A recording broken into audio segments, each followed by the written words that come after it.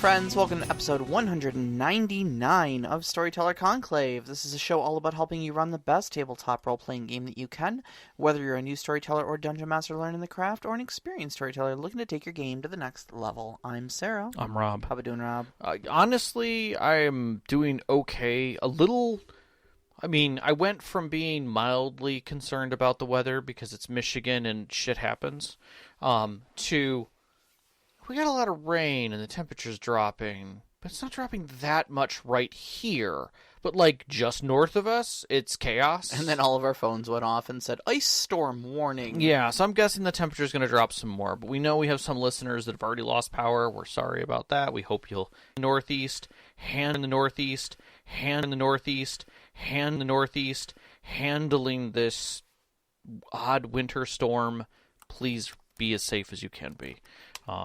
That goes for you, Overwatch, who's in your car, possibly listening to this. So, but other than that, not too bad, not too bad. Yeah. So, had some rough sleepy nights, but the girls have just been my little Sphinx girls have been a little needy. So, Yeah. But other than that, not bad. You? No, pretty good. I think the mental health has been doing a little bit better. Okay. Last couple of weeks, I've just really kind of had to unplug myself from the internet for a little bit and just not be so terminally online. Yeah, find cute things and work with them. So yeah. It's funny. I started following some, or I should say, YouTube has started to remind me of the things that I had forgotten about. Mm-hmm. Like The English is a series with Emily Blunt in it. Okay. Where she's going out west and she meets up with this, I guess ex-native. He's no longer with the tribes. Sure, okay. And there's a whole bunch of stuff that's going on in the story. I'm not going to get anything away there. But, I thought it was a movie. I didn't realize it was going to be a series. Oh, okay. And it's very gritty. Okay. It feels like it's realistic West. Yeah. With a very fictional story that's kind of thrown into it. And I say fictional in the sense that this is something that could happen. Sure. And I like the edges around it. Yeah, right on. And it's beautifully shot and wonderful characters and great acting. And I've been watching clips of it and I'm like, oh, I hope I can actually watch this darn thing. And it's on Amazon Prime, and of course I can. My biggest problem right now is I have Amazon Prime credit for movies and stuff, and everything's available on Amazon Prime that I want to watch. So I'm like, what the heck am I going to spend this crap on? Right. That's always the problem. And when am I going to spend the time to actually watch whatever it is that I now have access to? I've been going through Justified again. Oh, I got you parked back on that? Well, no, Justified got me parked back on Justified. I have brought it up a few times. You've brought it up a few times, but that's just because you have good taste, not because you were the catalyst of me rewatching it. That's fair. I didn't really need an excuse to do that. No. I'm in the middle of 5 of these 6 seasons, and I'm just reminded that Walden Goggins is just a gift to us all. And as the Boyd Crowder, probably the best villain in recent history. Yeah. Just great. Just absolutely great. And I would say watching that, because there's a lot of really solid writing in that show. And I'm actually finding that it's very good for kind of giving me little bits of inspiration for my game. Nice. And so there's a few scenes in there where I watched them and I was like, oh, if something like that happened, that actually would make total sense for my plot, and kind of pull up the laptop, make a quick little note in my game notes, just have this NPC show up and have this interaction happen. Yeah, I love doing that. I love when shows give little bits of inspiration or scenes where you're like, hey, I like the thought pattern that's going on in this. It's almost nice to detail those things out for villainy.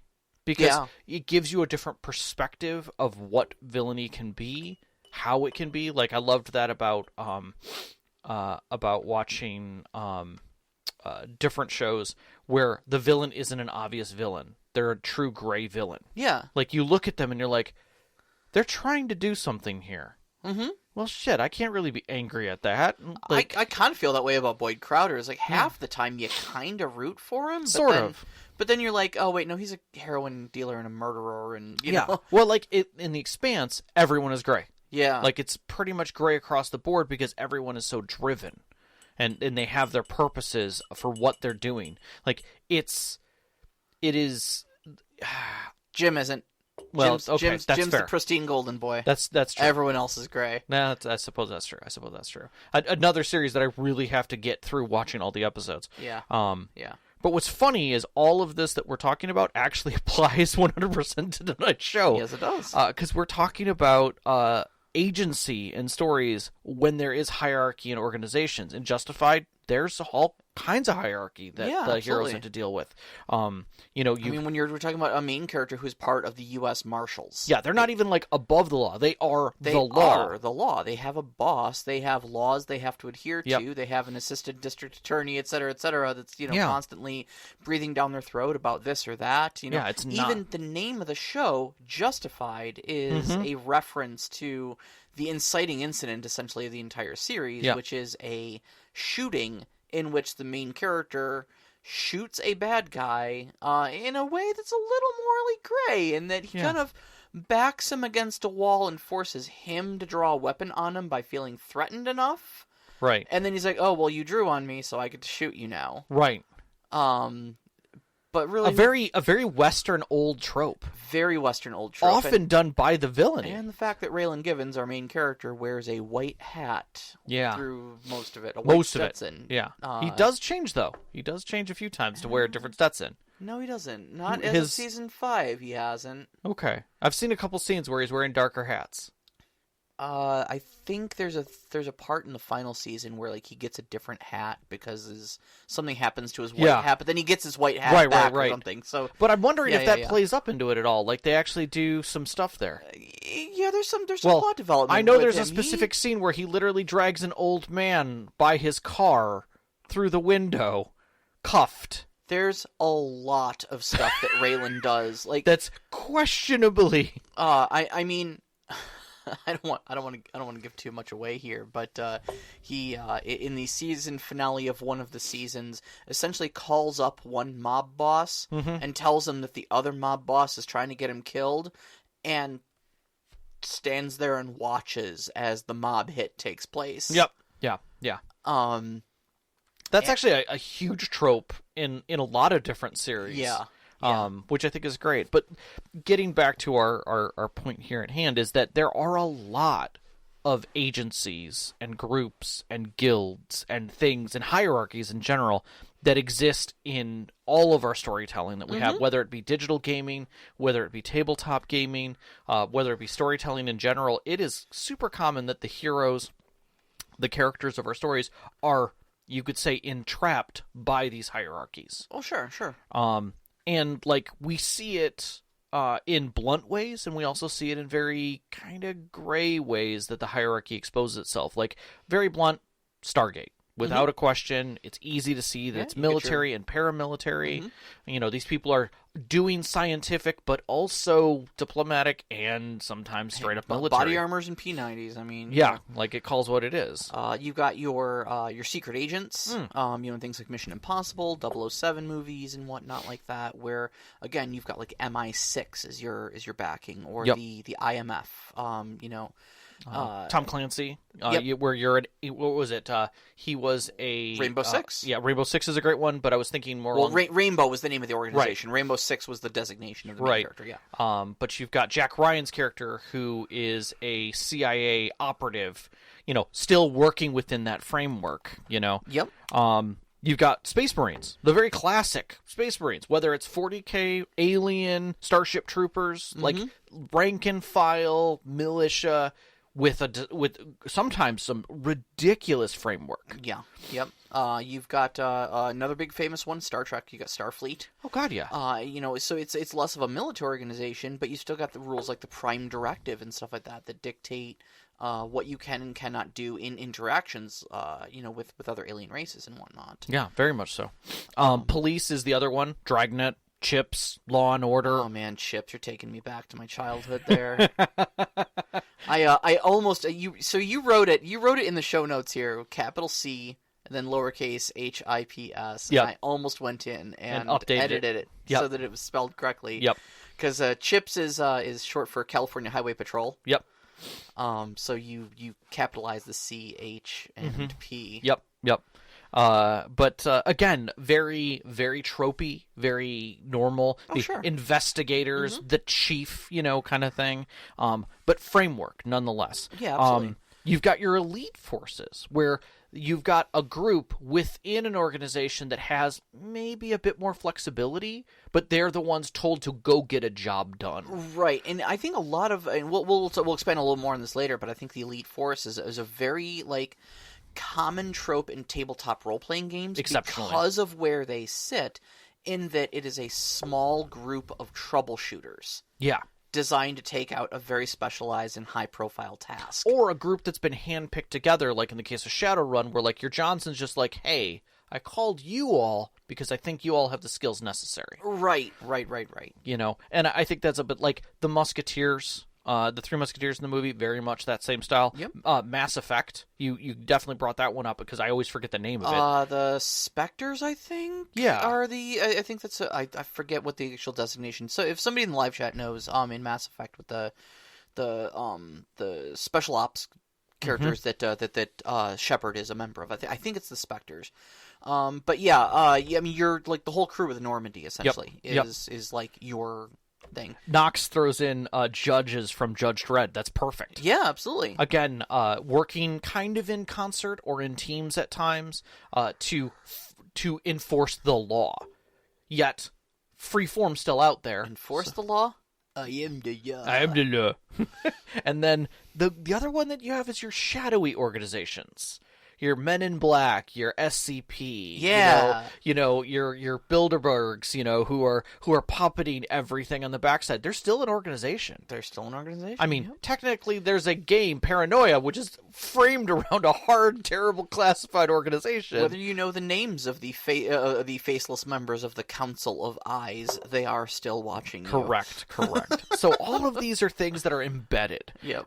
Systems, tabletop systems, are notorious for including these. My personal favorite, 7C, has the most tropey organizations when you look at them. Oh, yeah.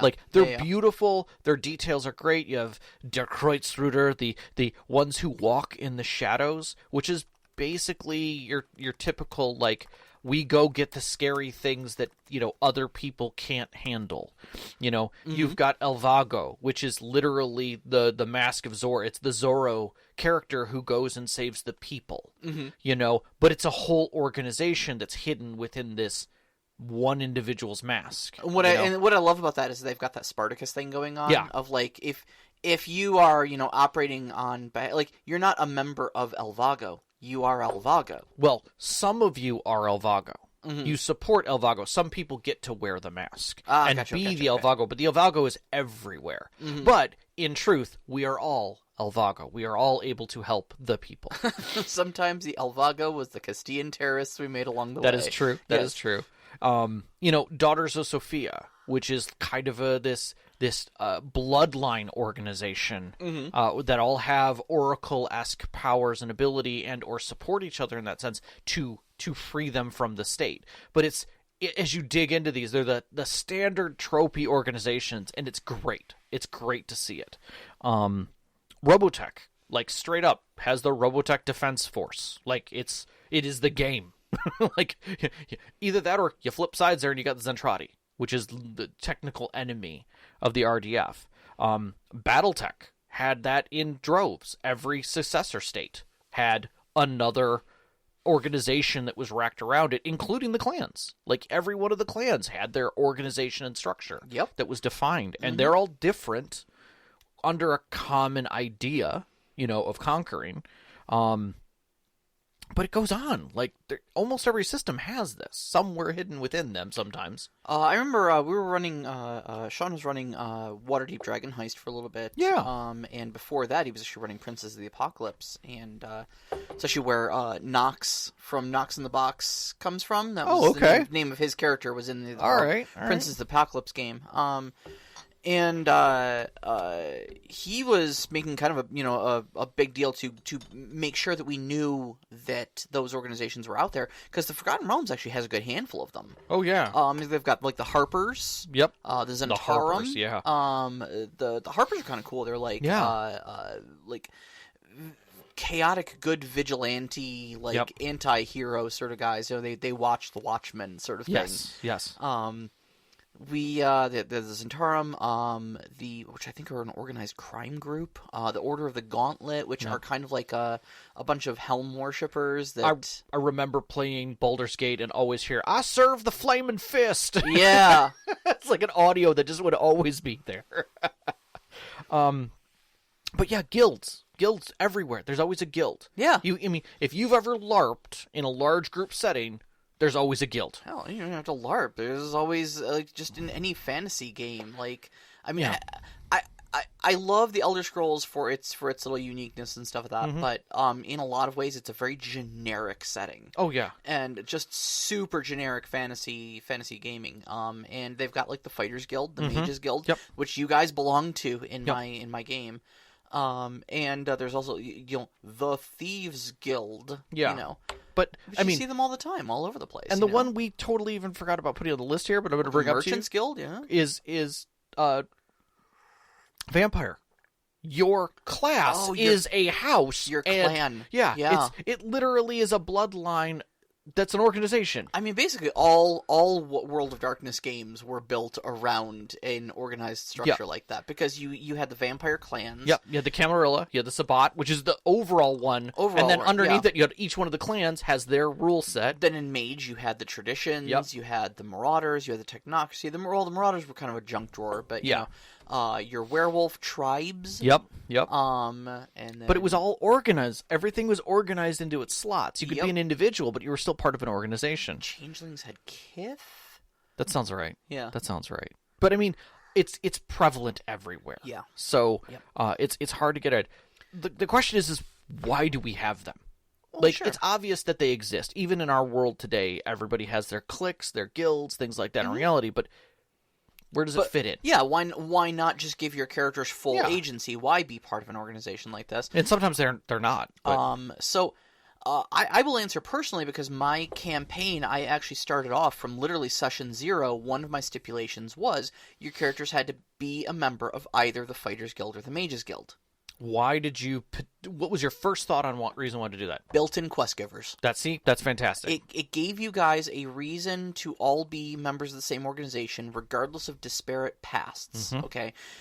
I really don't like that sort of like Dungeons & Dragons, like, okay, we meet in a tavern, you know? And now we have to kind of like make excuses why our characters don't actually rub each other the wrong way. Right. And why I'm now going to risk my life to defend that guy over there. Right. Who's kind of a tool bag, but he does a lot of damage in combat, so I guess we'll let it slide. Right. If you've got a guild who can literally just say, okay, we hired you all, you're not friends necessarily. You don't have to be friends. You're just employees of the same general organization.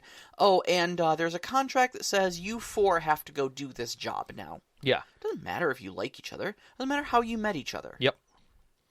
Yeah. Now, all 4 of you have to go on that quest, and boom, you've got the perfect excuse to do so. Yeah, I don't need a partner. Plus, you know, it already gives you a direction.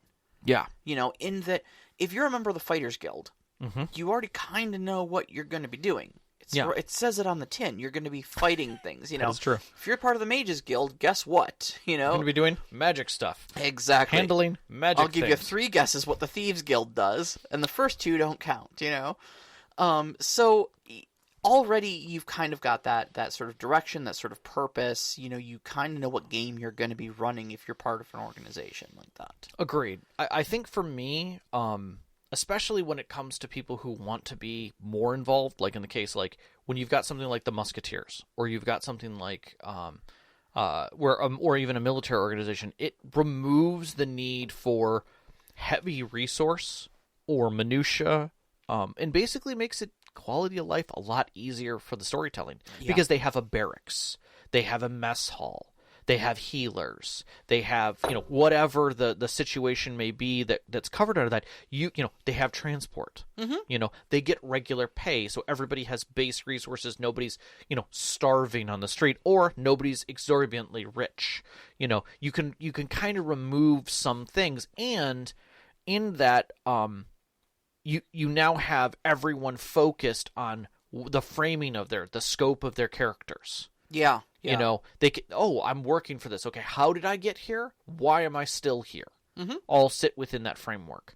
And it kind of can just be there to be that guidance, to be those quest givers, to be that minutia. It doesn't have to go beyond being anything more than that dressing that wraps the group together. Yeah, absolutely. I mean, Shadowrun does that really well with you basically being a organized group that gets hired for a job. Mm-hmm. It's just a wrapper to keep you all around and give you a reason to keep coming back to that Johnson to get another job together. The operative word in organized crime is organized. That is true. That is very true. For me, one of the big pulls to it is because I run a very NPC-centric story. Yeah. I really liked the availability of other consistent NPCs. That are instantaneously trustworthy. You have coworkers. Yeah. Yeah, They're exactly. in there with you. It's not like they're going to suddenly just turn you over. Mm-hmm. Right? Yeah. And you know that. They're around. They're doing other jobs. Even people who are questionable, as long as they are part of your guild, there's a level of trust. Yes. You don't necessarily have to like them. They're coworkers, Right. not friends. Yep. You know, unless you want them to be such. Yep. But you're going to have those relationships with them, but they're always going to be there. You know. And they are consistent. Mm-hmm. Because of that consistency, even if the players don't push hard investment, the investment is there. Yeah. They're forced to communicate with them because there's already a camaraderie. When you walk into the Fighters Guild, everybody knows you just came back from a job, is going to start asking questions. Exactly. And start connecting with you. Even if you're not friends, they're going to be friendly at some... It's the water cooler chat that comes out of that. I think the problem is I grew up watching Cheers. Yeah. You know, I don't think Norm was always at the bar. Like, I wanted a game where Norm was always going to be at the bar. You know. No, and I honestly think that Cheers is a great way to look at our Fighters Guild. Yeah. 100%, it feels like Cheers when we walk back in there, and in that sense, it then adds a level of investment. If someone's missing, if somebody went on a job and they haven't returned yet, suddenly players start asking questions. You don't even have to put that out there because now it's 6 episodes in, and if Bulgriff isn't there. Where did he go? Well, he went on this job with so-and-so. Okay, when were they due back? Yesterday? Day before yesterday. What the hell are they doing out there? What the hell are they doing out there? You know? Cool, let's see if we can divine and find out where they're at. Yeah, that's probably a good idea. Somebody pull out the Ouija board. Let's figure this shit out, Yeah, you know? exactly. And I don't need any more plot involvement than just, Balgriff hasn't been back in a while. We thought he was out with you guys. But you guys are invested enough in that NPC because he's a coworker. He's someone you see around the office all the time. Exactly. That you start wondering and you ask the questions. I don't need to be like, by the way, a mystery befalls you. You know? Yeah, or literally your boss is just like, hey, Bulgriff hasn't come back in a couple of days. We're sending you guys out as a rescue party. Right. Done. Instant job. Exactly. You know? Exactly. And it's that simple that you can just move into stuff. So it allows for pressure within the storyline and within the plot because, again, it's a trusted location. Yes. That the investment's already been there. Absolutely. I think one of the other things important to note about organizations, I mean, I lean very heavily on them because they're a big focus in my story. However, that's not necessary. No, definitely not. When you are part of an organization, it doesn't have to be necessarily an oppressive force, and I think this is part of the first solution to the inciting question to this entire show. So this was a contributor suggestion from Knox in the Box, who wanted to know what our thoughts on this whole thing was. And I think the first thing is that your scope of your organization doesn't have to be oppressive in any way. Not at all.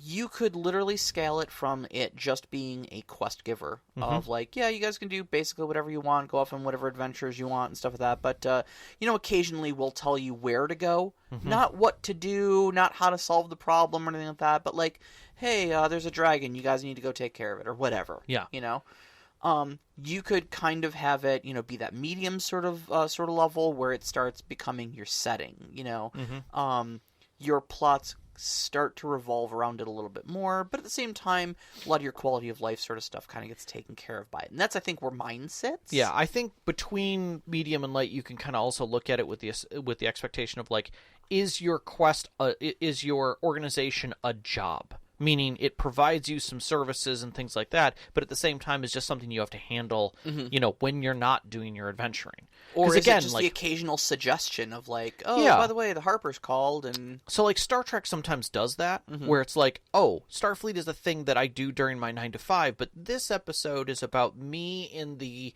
dealing with a replicator problem. yeah, Personally, Yeah. like, it's not replicating my cake right, so I have to go down and get a cake for this show, or for this thing, or I'm learning to do this on another planet and dealing with this whole side thing. Yeah, the Starfleet is still there as a resource for me if I need a shuttle to get somewhere, or I need to call a friend. or if I need someone to pawn Loxana Troy off with for an afternoon. Exactly. Like, Yeah. all of those types of things allow it to be there. Like, one of my favorite things is in one of the games that we were reading about, having a job gives you certain resource leverage. Like, oh, I deliver pizzas, so therefore I have a pizza delivery vehicle. Yeah. Like, it's just a benefit of having that organization. Yeah. Now, I do have to do that job on occasion, and that takes up some of my time. So, if I don't focus on it, on the next session, I might be, I might have one level of exhaustion. Because I did all this adventuring and then had to go do my damn job, and now I'm coming back to you guys tired because I've just spent, the last 10 hours doing a job. I remember City of Mist had a pretty good system for that. Yeah, too. because it was in your alternates. You could tap it for resources, but also it would tap you for resources occasionally. Correct. Yeah. So I think that kind of sits in that between light and medium, because it is affecting how things are going. Sure, it may sure. not be part of the story, but it affects the day-to-day still at that level, but it's still helping with quality of life. It's giving some benefits. I think 7th Sea tends to push it to that direction, but then allows you to push it beyond that, like into Heavy, where it is an investment, like in your game. It is, to a degree, part of the story and affects the story on a regular basis. Yeah, I would say, I mean, in Act 1, it was very much a light investment. You occasionally got a couple jobs from them. Some of the NPCs would just drop in and talk to you occasionally, but, like, nothing huge. And in kind of Act 2, the recent part of my story now, it has become heavy investment. The entire story is essentially about the Mages Guild. Yeah. And what is going on there. Yeah. I mean, Alien, you are part of a military group or a corporate group going to do something. Like, that's your job. This is the job you're on. Yep. That story won't exist. It becomes your linchpin. Right. Your story wouldn't exist in the same manner. Yeah. Without that organization. Right. And the organization draws on it, and the organization is affected by whatever the results are.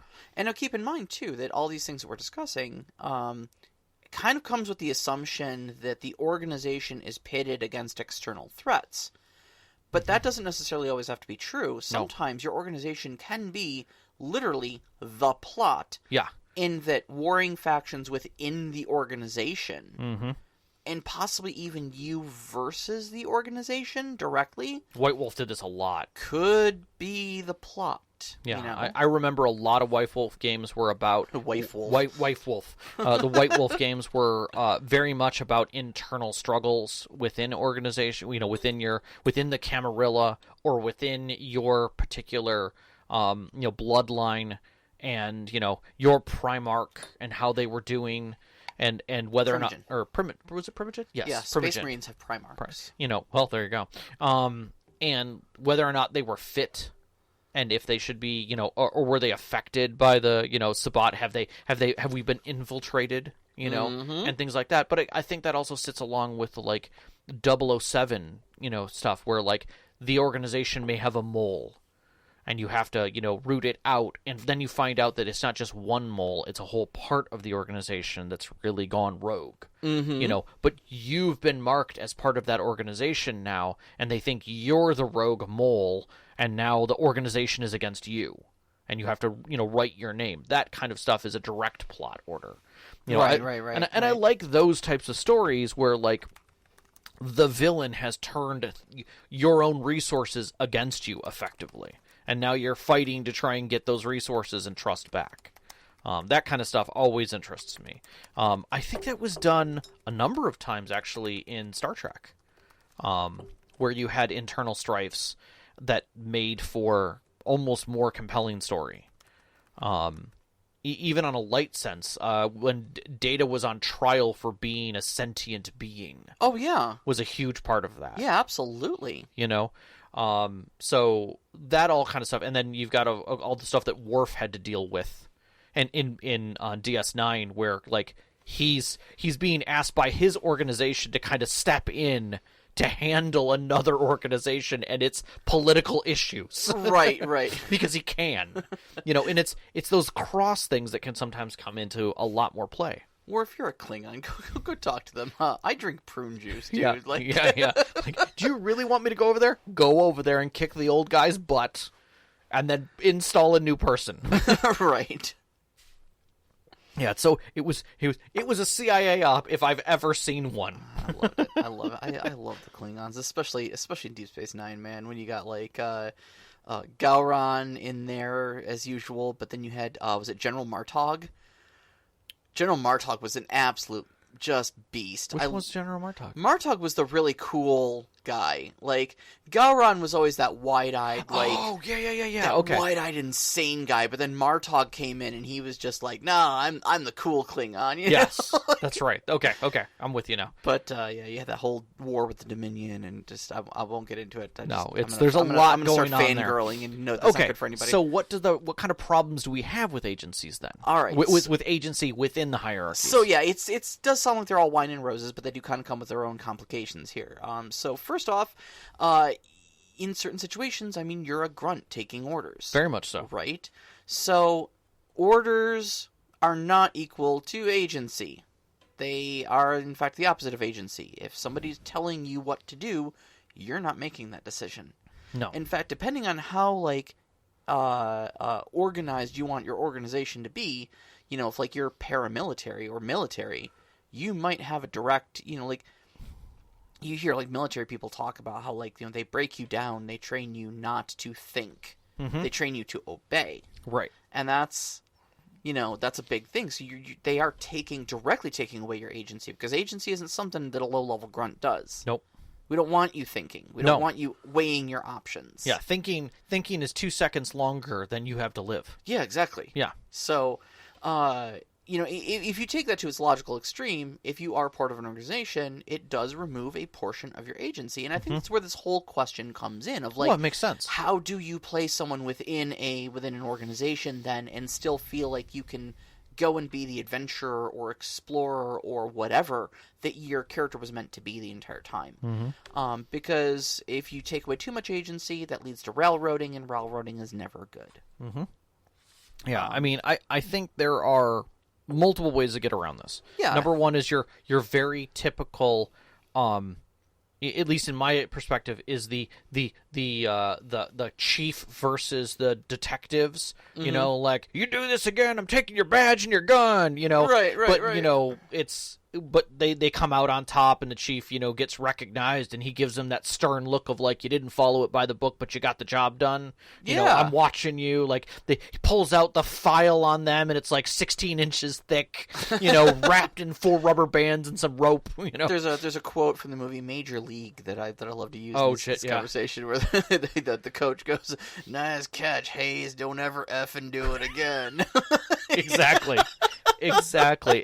It's crap like that where, like, you have the grizzled old person who knows that they need them, but kind of lets them get away with things because there's really the stopgap is minor, and or the person could talk around it. And I think that's very much a way to kind of handle it, a soft white glove, if you will. That's just like, hey, there is an organization going on here. You are taking orders, but at the same time, like, wacky hijinks. Yeah, and you got the job done, and we kind of expect that of adventurers with a capital A. And, you know, you saw that in Critical Role, at least in the animation, the kind of feel behind, like, the prince, or the king of the kingdom, who's just like, we're doing what with whom?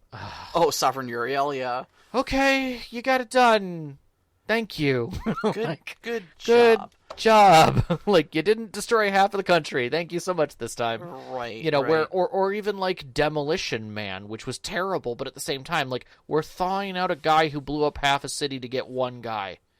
is this really a good idea? The answer is no, it isn't. And they know it's not a good idea. Yeah. But nobody else can do that. Right. And so certain things are just accepted. Yeah. The The other big one that kind of came to mind with this is, your first solution is give them leniency to follow orders broadly, give them slaps on the wrist when they kind of go in odd directions and whatnot. But you can actually keep things pretty oppressive if you want and still have a great story. And that is when you make the orders that they're carrying the actual dilemma. Oh yeah. So one of the sort of guiding principles I love in plot design is that you can never outlevel a moral dilemma. No. A moral crisis hits a level 20 character the same as it hits a level 1 character. And so if the orders you are told to follow are in some way flawed, deeply morally flawed, like, hey, go and execute every innocent villager of this, this village or whatever, go commit war crimes. Yeah, Avatar, we're going to blow up this dam. Why? Well, it's gonna wipe out the bad guys. Isn't that a village of normal people? Yeah, but there's also a ton of guards there. Fire Nation guards there. So we're just going to kill them all because they're helping them. There are women and children and elderly who have nothing to do with this. They're Fire Nation, and we're getting rid of them. Oh, I'm part of a terrorist organization. Oh, crap. Whoops. Yeah, whoopsie. And it's those kind of moments that you're like, you start checking boxes and like, am I in the right organization? We're not a cult. We just, follow the sole leadership of one person who. Oh shit! Are we a cult? Yes, you're a cult. But that dilemma exists. It is dilemma. It is not a challenge rating. Yeah. It is, you're gonna have to explain it. And I've watched those kind of dilemmas tear groups up. Oh yeah.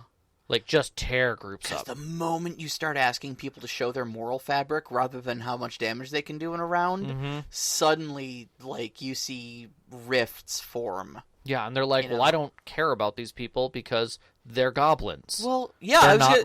They're not real. Great example, because that happened literally in my first game between you and another player. Yeah, I literally got into fisticuffs from between two characters because one said it's just a goblin. What are you going to do? Take it captive? Care for it? No, it's a goblin. It's vermin. Kill it. Yeah. And you were like, all life is sacred. I'm a cleric of mercy. Yeah. I should at least, I don't know, let him go or something like that. Right. And he just lopped the thing's head off right in front of you. Right in front of me. Said, there, I solved the argument. Yep. And that earned you an enemy for life, so I brought him back later as an NPC. Which opened the dilemma can once again.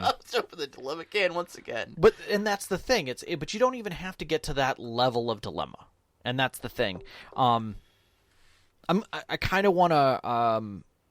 I like organizations that set things in motion in a direction with dilemmas where it's a matter of.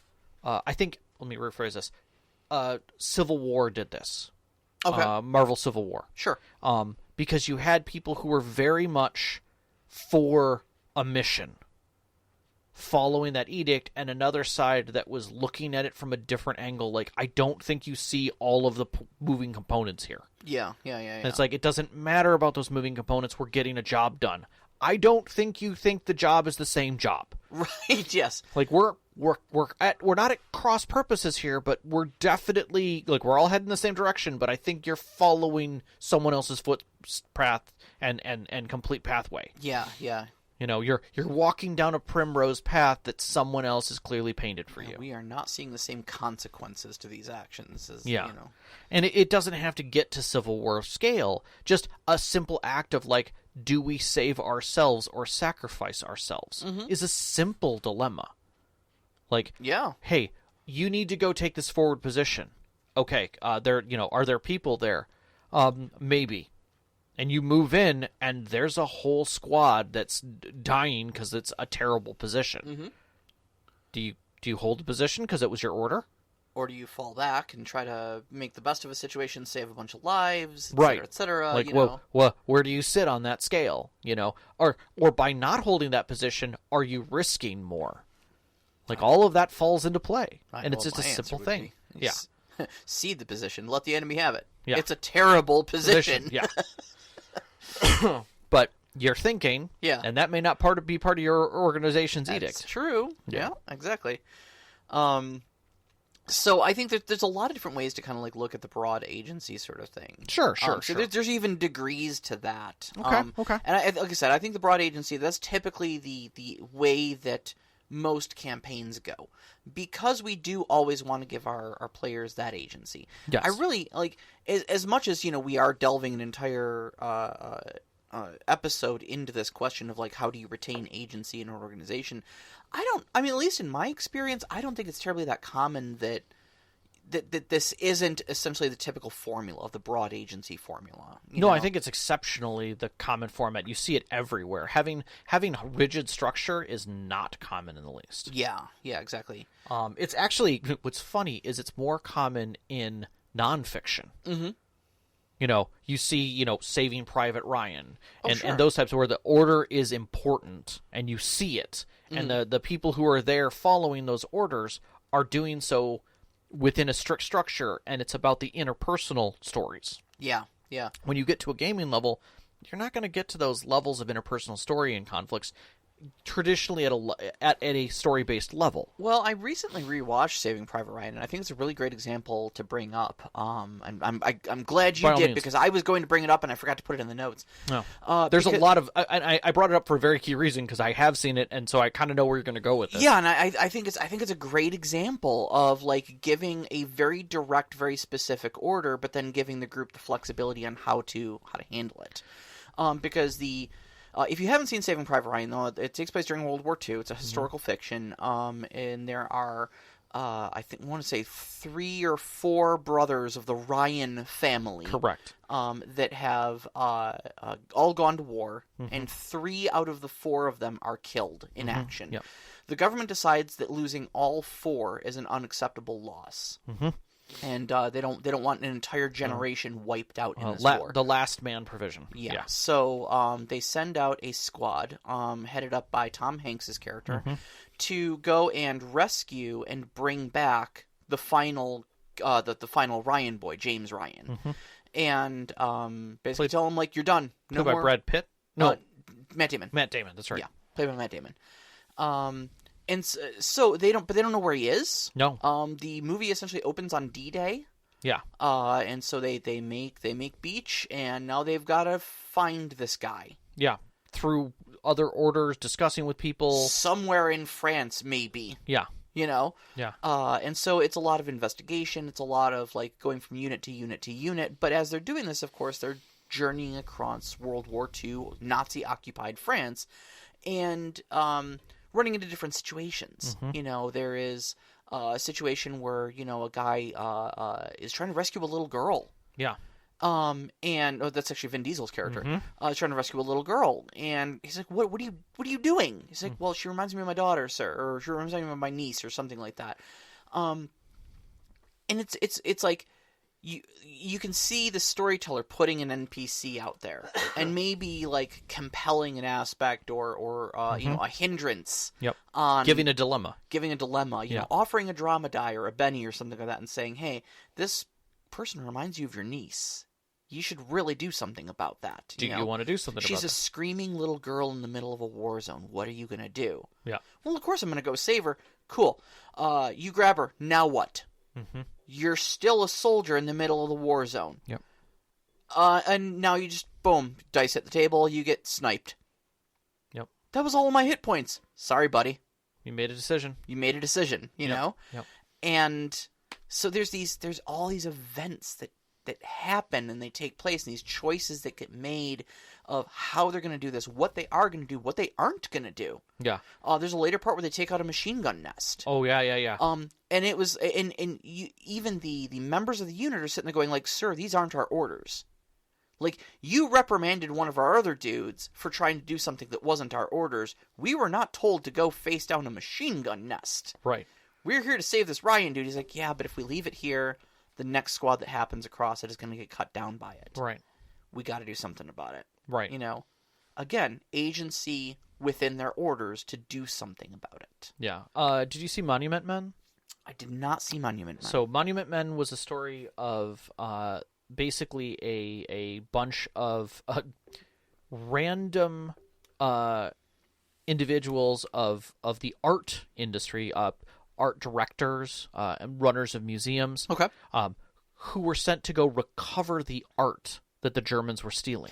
Oh. And get it to safety. Okay. Because it's being stolen from all the great museums over in Europe. Yeah. And so some of them had some military training in them, some of them didn't. Mm-hmm. And they were all sent over with basically the orders of, go find this stuff. You are practically carte blanche. We'll be giving you information, but you're going to have to get in contact with the French underground. You're going to have to get in contact with other groups to find out where these caches may be stored. You may be following troops in. That's up to you. Have a nice day. You don't get like a garrison or anything. There you so go. they're traveling all over Europe doing this, meeting with random people, splitting up at times to meet up with other brigades or other stuff, and all kinds of events occur. Yeah. Like at one point, they're all in a mine, and they find, stashed in this mine, a ton of art. But they also find a mine in the mine that one of them steps on. Oh, no. And they have to make a decision on how to handle that, because there's no demolition experts there. Yeah. Like, what One are you way or going to do? another, that thing's going to explode. Who's going to be on it? Right. How's it going to handle? Yeah. And there's a whole situation that occurs with that between them all. Mm-hmm. And it's just a mine. It's just a mine. That's all it is. Yep. But they're also not equipped for it. Yep. And that's the other side of things is knowing what you can and can't do within, like, yes, you are the best experts to go discover, handle, and make sure this stuff gets home. In the same regard, you're not all troops. Mm-hmm. You don't have high weapons skills, nor are most of you even carrying weapons, Yeah. So it becomes a very challenging thing. Yeah, absolutely. But I think in that you've got rationalization. Like, yeah, they are all experts in their field, so they were all given rank to be able to talk to other rank members versus just being wandering, being told to go into the battlefield with rifle by some corporal or whatever. No, they had orders, and they had rank to be able to walk and do what they needed to do. Right. Elite squads kind of get that, where you're like, I'm not part of a grunt squad. I'm part of of Deep Eyes, a super elite military group that goes into the ghost zone. Yeah. So we're the division. We're the Spectres. Yeah. Exactly. So they're given tougher things to do, but less guidance. Yep. Just like this is, the reason why we're doing this is because we don't have intel on this. Mm-hmm. We're expecting you guys to handle this and do threat assessment, contact us, and then we'll give you orders. Yep. Okay. Yep. Simple as that. And then you've got your looser organizations, like, that are just out there saying, like, hey, you're part of the Explorer Society. We're going to let you know that there's some stuff out there in various places. Go do some discovery and bring some of those artifacts back to us. Yeah, as long as you're kind of working towards our goals, we'll lend you favor when we can. But yeah, there's no real direct orders. No, nothing like that. No. And then there's always the unattended rogue PCs where. And this is kind of where the Private Ryan thing comes in. You're given the direct orders, but you've got no direct enforcement to those. So, like, yeah, sure, your goal is go save Private Ryan. That is your direct order. Yeah.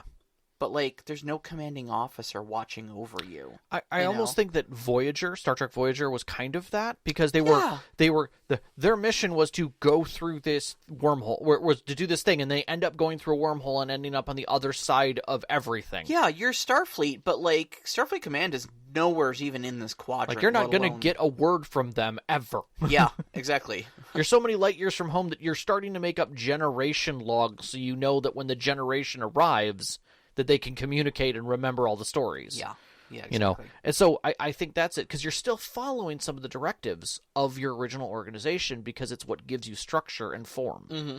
But beyond that, no, you're on your own. Yeah, absolutely. So at that point, where does the role of the organization sit? I think, like we said earlier, they're in these broad agency roles. The organization itself takes up more of a support role. So they're there to kind of provide resources for you. provides support. Maybe a direction. Yeah, a vector. or guidance, Yeah. things like that.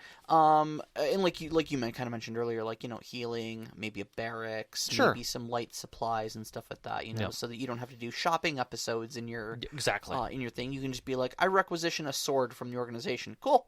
Yep. They've got them. They've got an armory. Cool. Go. Yep. And in some cases, I've actually seen it where, like in 7th Sea, there's a requisition list. Here's items you can requisition. Yep. Like it's right in the book. Yep. Absolutely.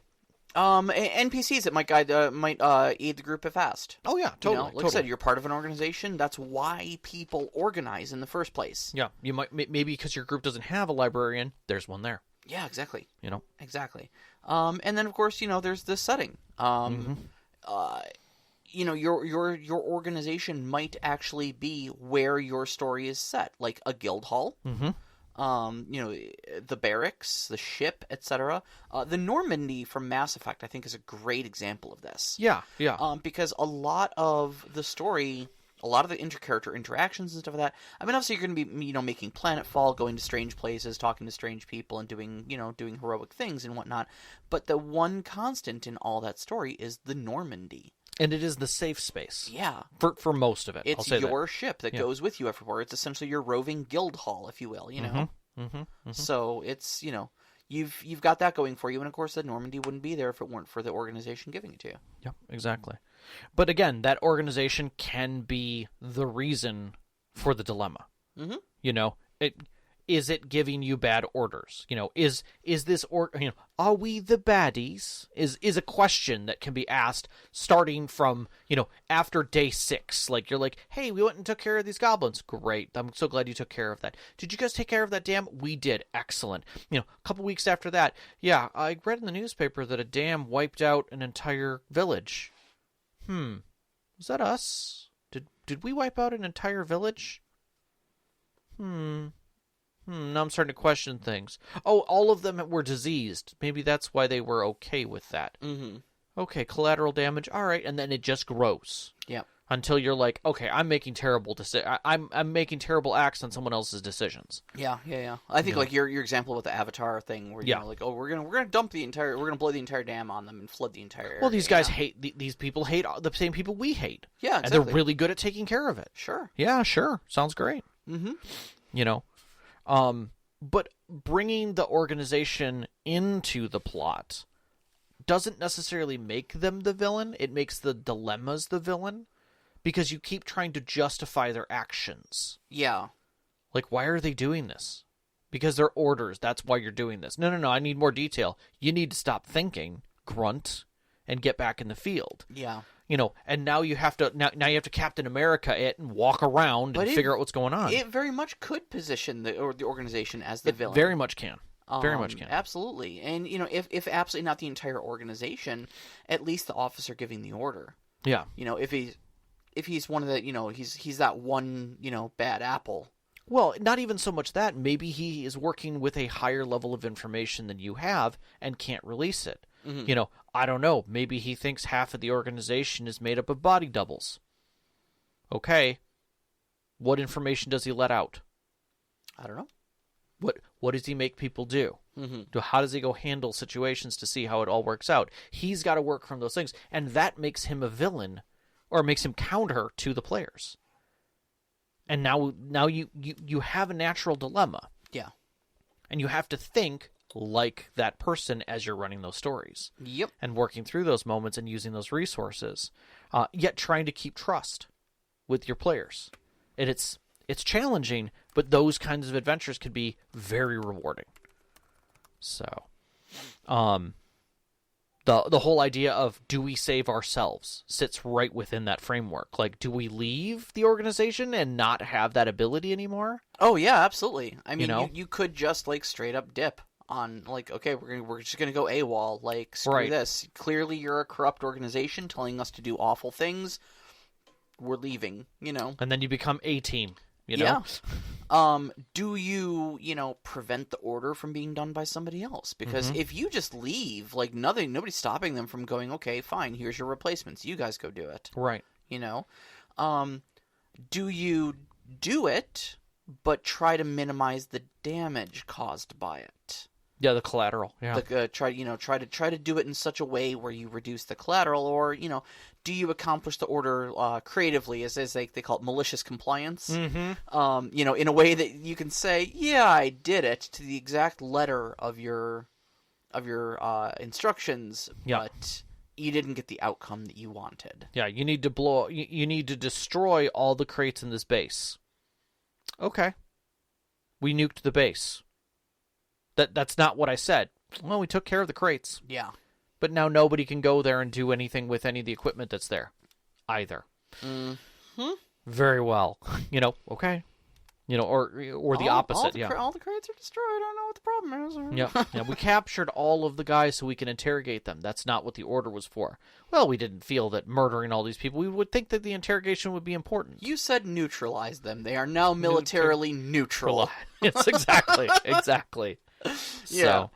So, anyways, yeah. So I think there's a lot of different fun ways that you can work within, without, and around organizations. So I think we should get to some questions. No, we've got good questions. I think we answered some of these, but I like the questions. Yeah, I really absolutely. do. One of our new Discord members, Rook. Yeah, welcome aboard, Rook. Yeah, welcome to the Conclave. Listening, at least, we didn't know you were out there, and now that you're part of the Discord, and anyone else can join it, please do.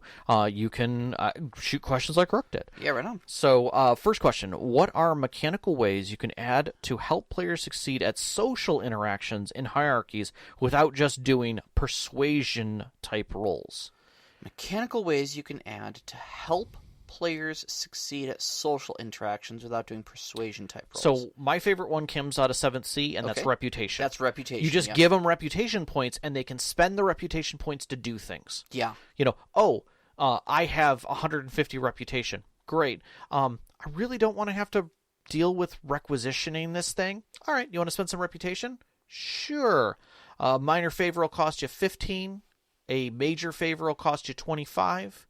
And all it's basically you're doing is you're calling in that favor. Yep. And you tell me what that favor was that took care of it. Maybe you got flowers and chocolate sent to somebody at just the right time, or you did something, but that takes care of it, and it spends that resource. It's just a resource like money in that sense. Yeah, I mean, you're asking for specifically mechanical ways. I mean, like, my go-to is just to skip mechanical.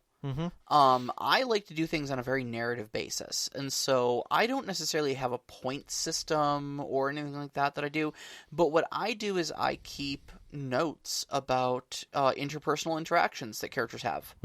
If somebody goes out of their way to make friends with an NPC or do something nice for an NPC or something like that, I'll just make a note that NPC holds that PC in favor.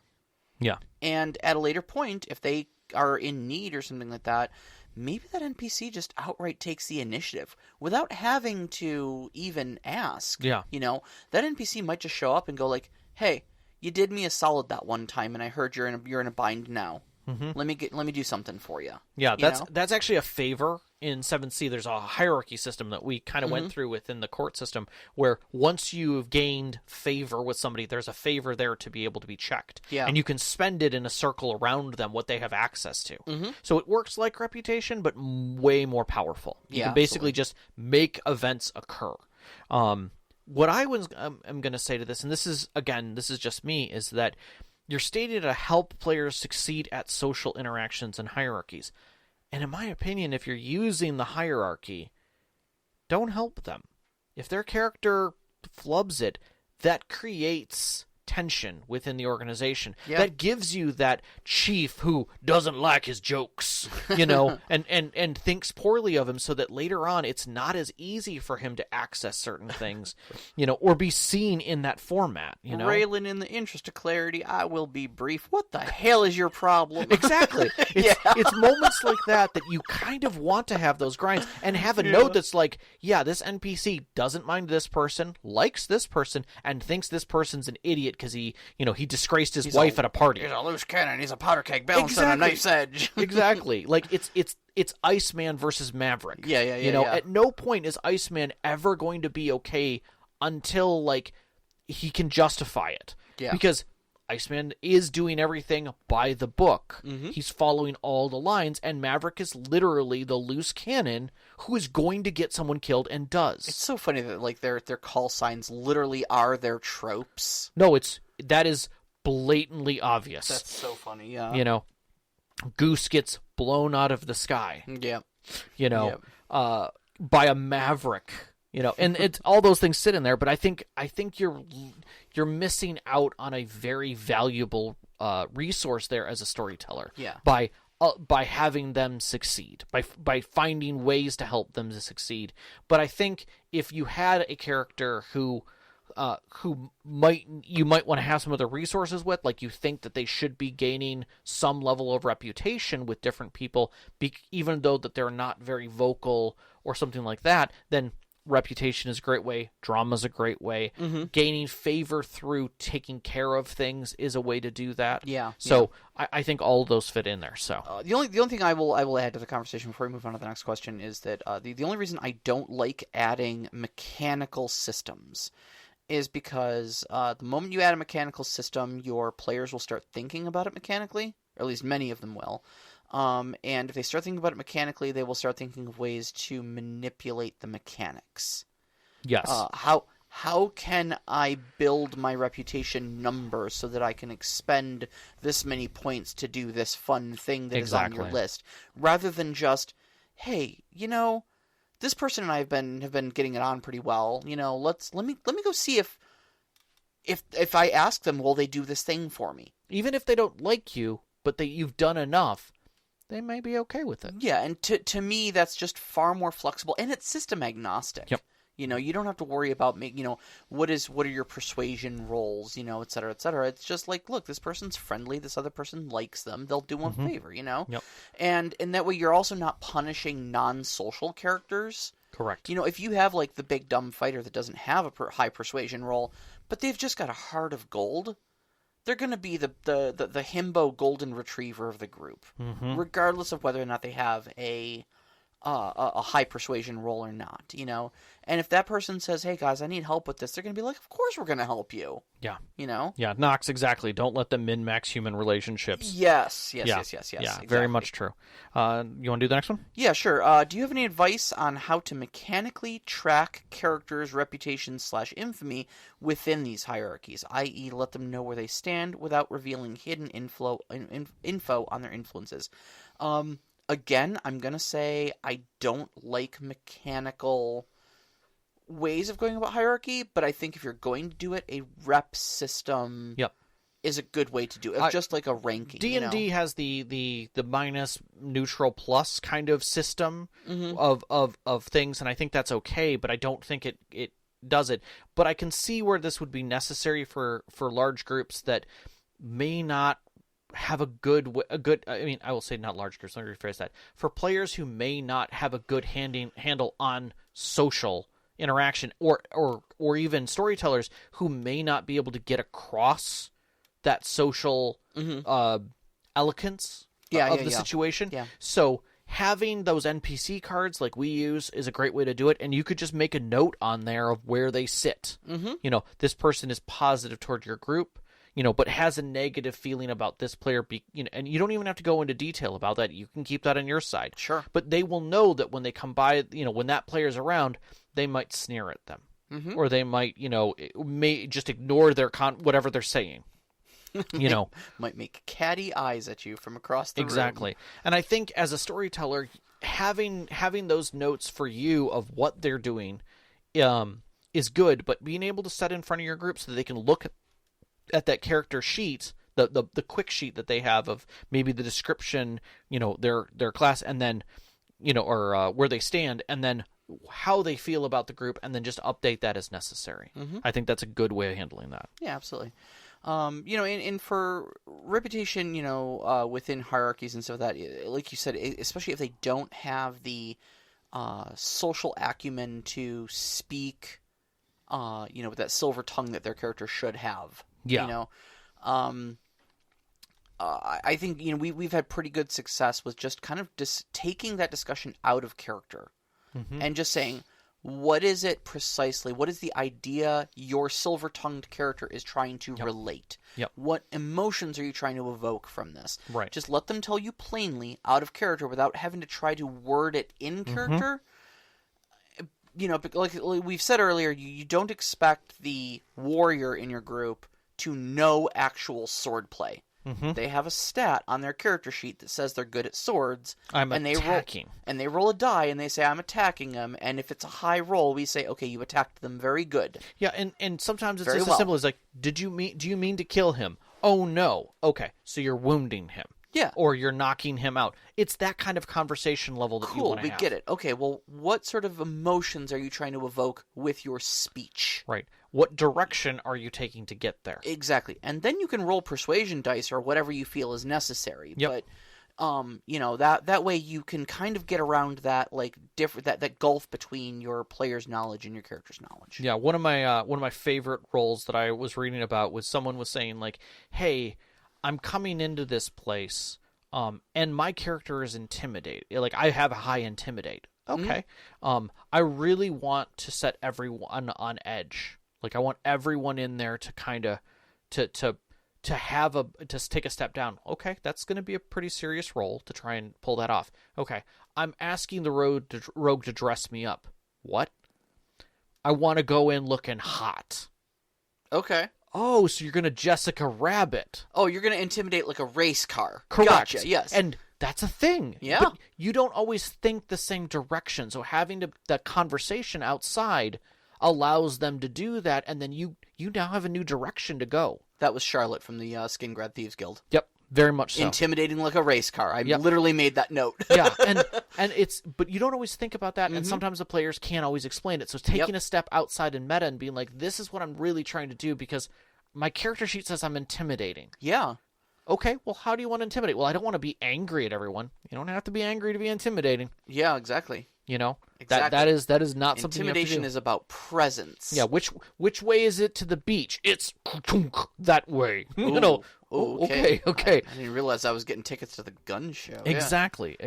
So, one more question. Lastly, do you have any advice on helping players adjust to power dynamics that they are unfamiliar to them, i.e., a hierarchy where showing respect is a key element, or a power dynamic where honor or shame is primary? I think it's very important, if you're going to place characters into a hierarchy like that, make sure that you are taking the time, especially during, say like a session 0, if you're going to start off with them in that hierarchy like I did, that you are explaining at least the overview of how that organization is expected to ask.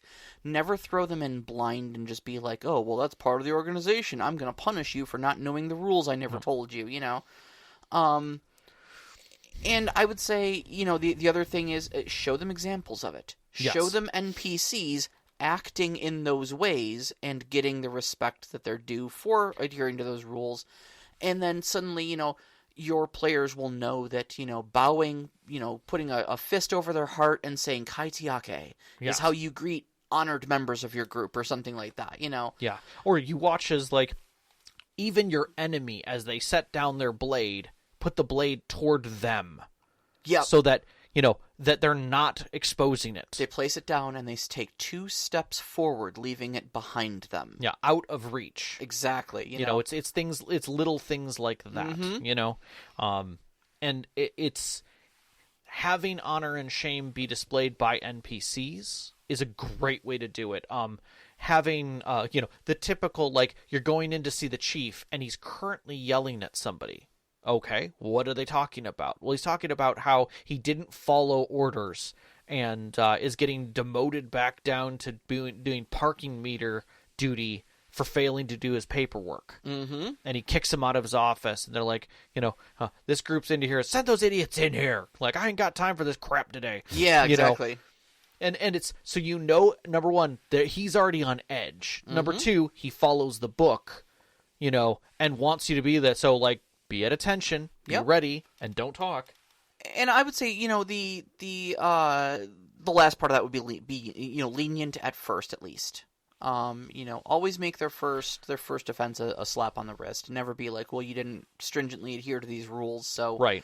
Suddenly all of your privileges are taken away and your reputation is zeroed out or something like that. Or even have another NPC there be like, dude, next time you go and see him, you may not want to You might want to dress up a little, or even have someone who cares for them be like, hey, before you go in there, straighten their ties, brush them off. Remember, be respectful. Don't say another damn word. Yeah, and then, the chief is then yelling at them, going, next time you chuckles, chuckleheads do pull this sort of stunt, I'm knocking you back down to private. Is that clear? Now get out of my office. Exactly. And nothing happens. Right. But they know the consequence. They know what caused it, and now they can adhere to the rules in the future.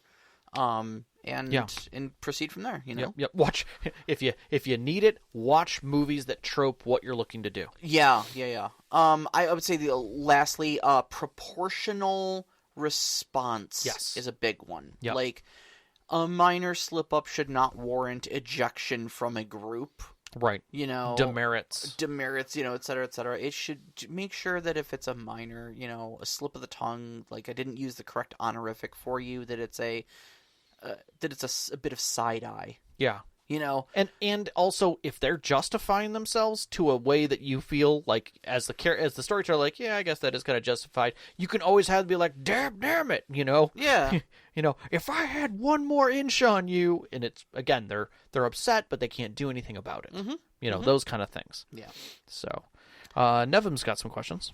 So he says, how do you not crush characters under hierarchies? This was largely the sort of main thrust. I think a lot of times we're not crushing anybody under hierarchies.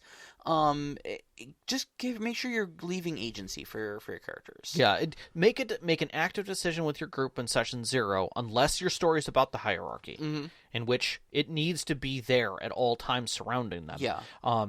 Make a decision on where you want it to be. Is it just for resources and quality of life? Is it there to be extra quests? Is it there to be support and guidance? What do they want to see out of this organization? Yeah. Because again, it doesn't matter what that organization is. Watch any number of movies, TV shows. You will see that organizations have very different weight. Understand that any organization, that the heavier-handed your organization is, the more your players are going to chafe under it. Yeah. And that is okay if chafing under it is the effect that you're looking for. Yeah, I mean, Law and Order is a great example of a hierarchy that is exceptionally static and has to be followed, and yet it's barely noticed. It is the framework by which the story must flow. Well, sure, in the criminal justice system, Right. No, but that's the thing. It literally paints that out. But you don't hear about the chief busting some of the detectives for how they got their evidence. Sometimes the DA comes back and I'm like, we can't even use this now. Nice job, guys. Yeah. That's where the busting comes, but nobody's losing their job. Right. Nobody's getting demoted. It sits around them. It surrounds them and is what they're clothed in and how they should be acting. But in truth, it's just sitting there as dressing. And I think that's beautiful that you can do that within a story. Yeah, absolutely. So. And then he asks, how do we use hierarchies as a quest giver? Any number of ways, honestly. Yeah, there's a lot of ways. I think I have had great success with, be direct about it. Yes. Like, hey, a job came in, contract came in, and I've pulled you guys to fulfill this contract. Yeah, I think in that sense, the way I would look at it is make sure that they are aware of who the quest giver is. There should always be the quest giver, very obvious, very direct, someone of guidance, someone of resource, often someone of knowledge. If you have those elements available to them, and they know which one is which, then they know the flow. Yeah, absolutely. So, and keep it static. Don't have your knowledge person suddenly give them a quest that throws the game off completely. Yeah, absolutely. But I think it's pretty straightforward. All right, so Jgen X asks, organizations may go through positive and negative changes that affect its members, including the PCs, in some way. These could be changes in leadership, policy, or even culture of the organization. How would you handle these types of changes in-game, both mechanically and narratively? This is my favorite question this week. This is a very big question, but I'm going to start out simple. I'm going to let you run because I know you got a lot to talk about here. So for me, I will say narratively, if if your organization sits at a medium to high level, meaning it is involved in the plot, either as a direct quest giver and in engaging with it, my personal opinion is either make the kind of hierarchy changes and things a hard move, so it's a very obvious part of the story. Oh, yeah. Or make it the point of the story, meaning like when the players come in, this has just occurred. Or at the end of your story, the change is because of the players, kind of a thing. So that they can decide if they want to shift, because if you do shifts within the story that doesn't meet the beats of the story, trip-ups can happen. Your players won't understand what's going on. Mm-hmm. It needs to be obvious. It needs to be impactful. Everyone needs to be part of it. You can have events that lead up, but just like any other plot cycle, you can have you have them getting drawn in, you have the rise, you have the false, and then the fall of the story. That all fits within the hierarchy. Yes, it does. So everything you just said was gold. I 100% agree. I've got no notes. 10 of 10. The only thing I will add on is that in a lot of stories, your organizations are going to serve as a backdrop. Mm-hmm. They are going to dictate a lot of the mood, a lot of the flow of the story, a lot of the theme. Yeah. And so when you do have a massive change, whether it be for positive or negative within your organization, that comes with it a very heavy shift in the theme. Yes. And so you can instantly turn an organization that is a safe haven, that is a place of comfort, and of support, into a cold, inhospitable, we don't want to be here and we're questioning all of our life choices. It will make that shift just by saying old boss is out, new boss is in, and new boss is a bad guy. Yep. And suddenly you have changed the entire mood of your organization. Yep. And so understand that it has that impact and do that on purpose.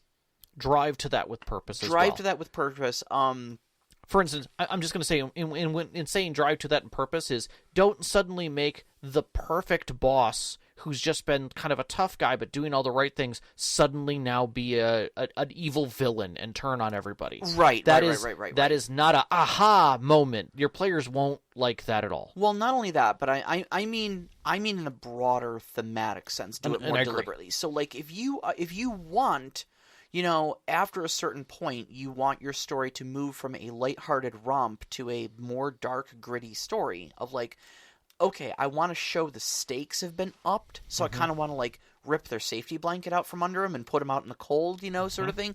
If you want that sort of a deliberate shift in the theme of your story, upsetting the organization of their hierarchy is a great way to do that. Three Musketeers.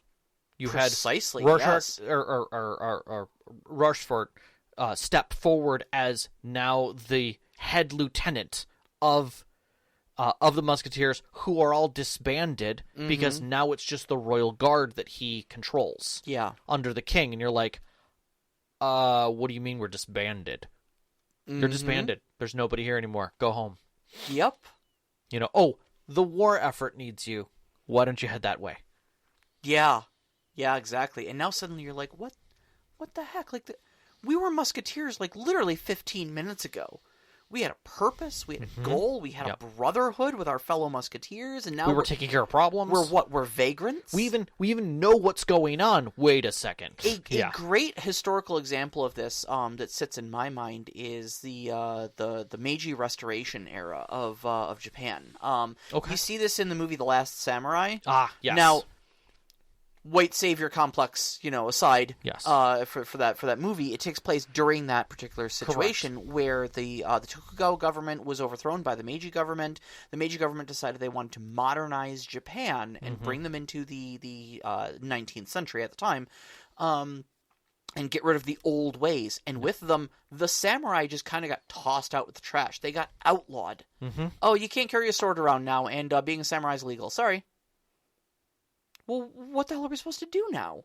I don't know. That sounds like a you problem, not a me problem. Yeah. You should probably join the army. Yeah.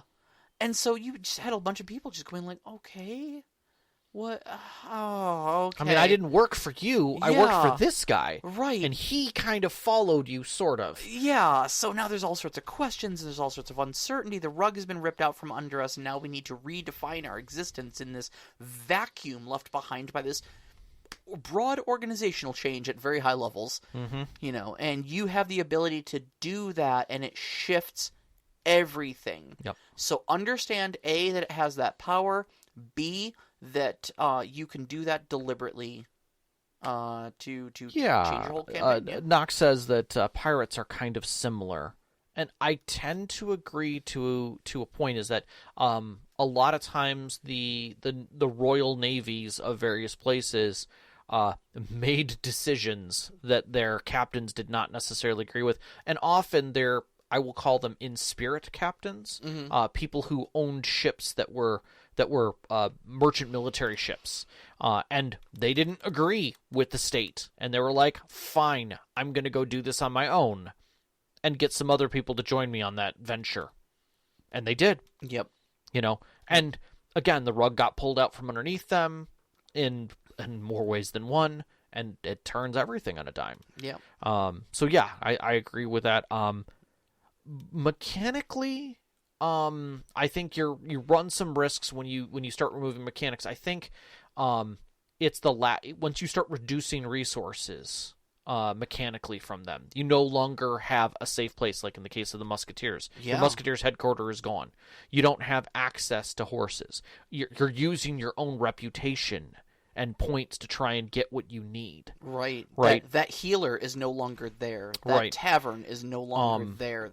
My that armory is no longer there. Right. My concern with doing that in any story is that these people, in some cases, specifically with factions, people are investing points into them. So they've spent character points to be part of a faction, to have certain resources that come out of that, and to remove those resources now kind of discounts their character a little bit within the storyline. In situations like that, I would always want to make sure that they receive something equivalent in exchange. If it's truly gone. Because there is a mechanical investiture of character points to it. Okay? Yeah. So if what they were granted was access to, say, like a library, and we said that it was the guild library. Well, if the guild is no longer there or something like that, you need to come up with a contrivance where they've either, scrolled away enough of their own books that they've kind of now got their own private library that works like that library resource mechanically, or maybe somebody else takes pity on them and says, hey, I have my own private collection, I like what you do, I want to continue to sponsor you, you can use my library, don't worry about the guild. That's kind of where and that's where you can make shifts into private or secreted away stuff. Yes. And even their home base, you can be like, well, you can't stay there, but you know of 4 secret hideouts. Yes. That are available that you guys can go to. There's an old safe house on the south side you can convert into a hideout. Yeah. Right. And other musketeers or other members of your group might go there as well. So you may be able to see some of the old people and work with them. Yeah. And that's where you can bring back some of those traditional NPCs that you had. Yeah, exactly. And see things from their perspective and add extra points to the conversation. And that way, too, you've got your thematic shift without completely, screwing over your players.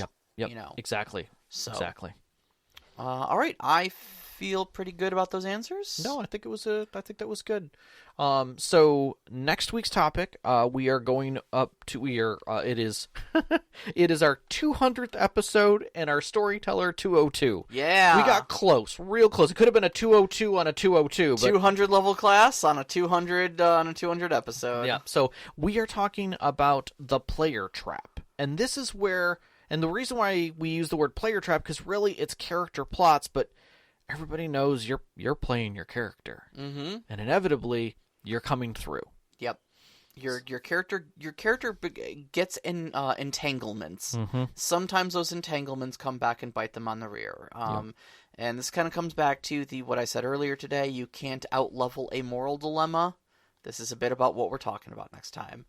So you can find us on Twitter at @ST_Conclave, on Instagram at @ST_Conclave. Listen to us live every Wednesday night at 7 p.m. Eastern Time on mixlr.com, patreon.com/storyteller-conclave, and join us up on our Discord. Welcome to our newest Discord member, Rook. Thank you for shooting us some questions. Feel free to go ahead and join the Discord yourself and shoot us some questions. We'll be more than happy to answer them here on the air. You can find that link on our Twitter as well as our website, storytellerconclave.com. We'd like to thank our Patreon members who help us out every single month with our show, especially our name members, Knox in the Box, Subjet, Sam, the Arcane Asylum, Sparkle Motion Veteran, Hulavu, and Sean. We really do appreciate all your support. Our pre-show music is by Arcane Anthems. You can find them at patreon.com/Arcane Anthems. Our intro music is Beyond the Warriors by Geefrog. You can find that at geefrog.bandcamp.com or on Google Music. And our outro music, which you're hearing right now, is Only Our Footprints in the Sand by Midair Machine. You can find that at freemusicarchive.org. And a big shout out, as always, to our friends, for our families, Vicky and Sean. Thank you so much for loving and supporting us. All of our friends who've sat with our tables over these years to give us these great stories to share with you. And you, every single one of our listeners. We love you guys so much. Love everybody. Good night.